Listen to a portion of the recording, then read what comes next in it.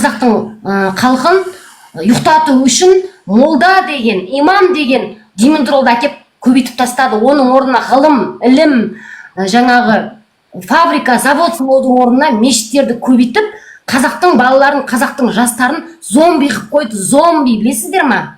Білімді жаңағы идея тапқыш, жаңа не тапқыш балалардың бәрін 5 уақыт намаздан басқа еш нәрсені үйретпей қойды.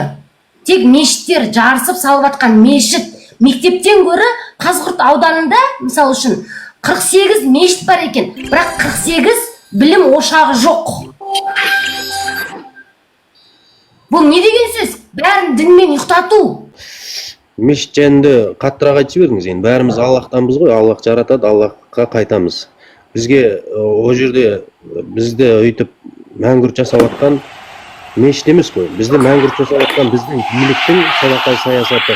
300-400 жылдан бері орыстардың бізге жүргізіп келе жатқан саясатының мынау ықпалы.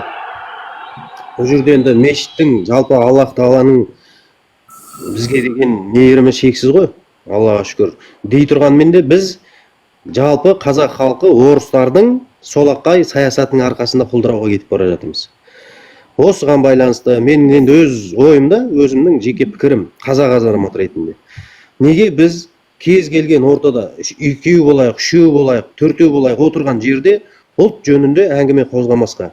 Бәрлеріңіз отырасыздар, мысалы, той-томалақ болады, бір отырыстар болады, сондай жерде бір шарт қойсақ, отырыстың 4 сағат отырыстың жоқ дегенде бір 40 минутын хотя бы ұлт жөнінде әңгіме қылайықшы, ұлт жөнінде. Мынау менің ұлтым еді, менің ұлтым кім еді?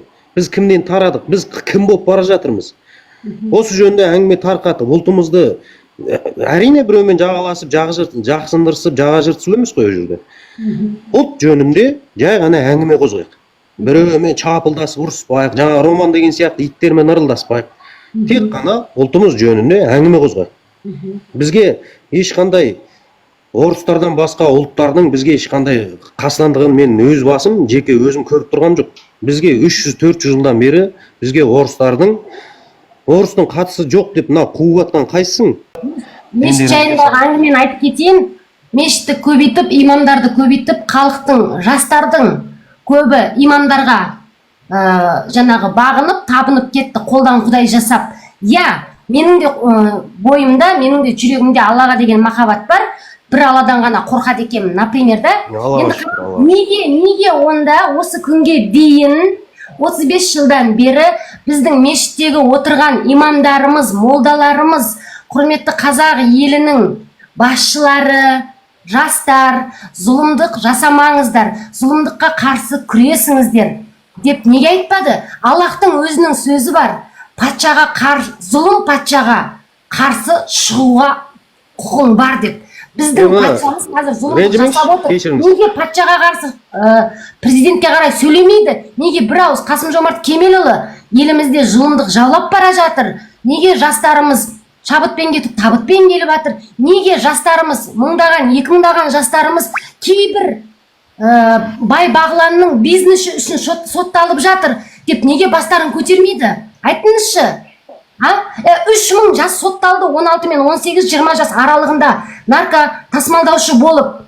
Неге соған сөйлемейді имамдар? Неге қыздар педофилдердің қолынан, балалар педофилдердің қолынан зорланып жатқан кезде, неге Қасым-Жомарт сен 1,5 мың педофилді түрмеден шығарасың деп неге айтпайды? Өйткені біздің саяси жүйеде, Айтгүл ханым, біздің саяси жүйеде бізде ислам, жалпы ислам ол ақиқат дін, ақиқат айтылу керек. Бізде ислам емес қой, бізде ислам емес, бізде орыстардың саясаты, бізде биліктің солақай саясаты. Біздің билік, біздің исламды, ақиқат дінді өзінің қаруы жасап алды. Ол жерде сіз айтып атқан жаңағы имамдар, Құдай жолында жүрген кісілер ол фактін айта алмайды. Өйткені біздің билік сондай жасап қойды. Олар білет тек қана, мен Алладан ғана қорқам, Алладан басқа ешкімнен қорқпаймын. Олар өздері Аллаға құлшылық ете отырып, халық пен Алланың арасында алтын көпір бола отырып, олар не үшін Тоқаев пен Назарбаевтан қорқады? Не үшін олардың бойындағы кеудесіндегі жаны халықпен биліктің арасында алтын көпір жоқ қой. Алланың үкімімен жүре алмай, олар не үшін Тоқаев пен Назарбаевтың үкімімен жүреді? Ол екеуі екі аяқты адам ғой, сен секілді, мен секілді. Неге соларға айтпайды? кеудесіндегі жаны үшін ба, Алла керек десе сол отырған жерде Айткүл ханым, сіз ашуланып айтсыз, ашуыңызға түсінемін, рахмет. Осы жерде мен бір мысал айта кетейін, ренжімеңіздер, уақыттарыңызды алсам. Вот сіз сияқты бір замандасымыз шырылдап жатыр да өстіп, мен елім үшін бүйтем, елім. Мен сол жерде бір сұрақ қоямын мысалы. Сізге де кез келген қазаққа осындай сұрақ қойылады. Егер елім үшін деп шықса. Сіздің балаңыз болса, сізге кейін бұдан ба, или жаңағы биліктегі кісілерден ба біреу келіп, сізге айтады да, егер сен қоймасаң, мен сенің балаңның көзін құртам. Вот міне көп кісілер осы жерден тоқтайды. Менің балаларым бар, менің 3 балам Қазақстанда өсіп жатыр, ешқандай қорғаусыз, бірақ олардың қорғайтыны бір Алла, мен Аллаға аманат етіп қойғам. 2 жылдан бері менің бала-шағам қысымды көріп, қудалауды көріп жатыр. Бірақ Алланың әмірінен Тоқаев пен Назарбаевтың жүйесінің әмірі биік емес. Ажал Тоқаев пен Назарбаевтың жүйесінен келе ма мен бала-шағама? Оны да Алла қалайды.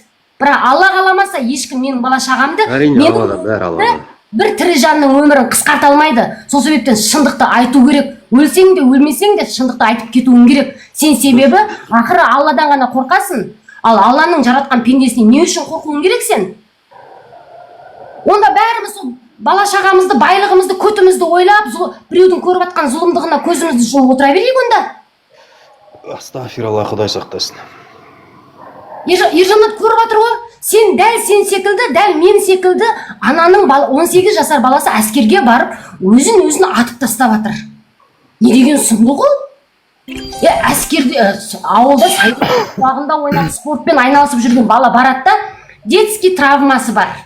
Психологически әлсіздігі бар. Барлық бала сондай өңшең әлсіз бала туып жатыр қазір қазақтың қатындары, қазақтың отбасылары, әкелер мен аналар өңшең бір голубойлар тәрбиелеп отырсыңдар ма сонда? Әскерге барған қысымдыққа шыдай алмайтын? Енді біздің билік деген сондай ми жоқ, сондай топас қатындарға заң шығарып берді ғой өздерінің ыңғайына қарай. Сонымен қағынып жатыр. Бұл солай ғой. Факт ғой ол. Жоқ, Ержанат, сен қарашы, Нұрханат Қаржаубайдың бала-шағасы әділ шешім болып жатыр ма Қаржаубайдың отбасына? Қалай дейсіз? Адам ретінде қарашы, дәл сенің басыңа түссе, Ержанат, сен қалай сайрайтын едің? Алла сақтасын, ешқандай қазақтың басына бермесін. Бірақ Қаржаубайдың отбасына түсіп отқан әділетсіздік сіздің басыңызға түсіп қалса, Алла сақтасын, қандай сезімде болатын едіңіз? Және басқа да әскерге кетіп 350 адамға жетті. Табытпен кеткен баланың, табытпен келіп атқан ата-ананың басына түсіп атқан жағдай, жалғыз басты аналардың ғана балдары емес ол жерде. Толыққанды отбасы, күшінде қолында бар отбасыдан. Әрине, Алла сақтасын. Онда бәріміздің басымызға келген, онда қиындықты көргенбіз, қарындас.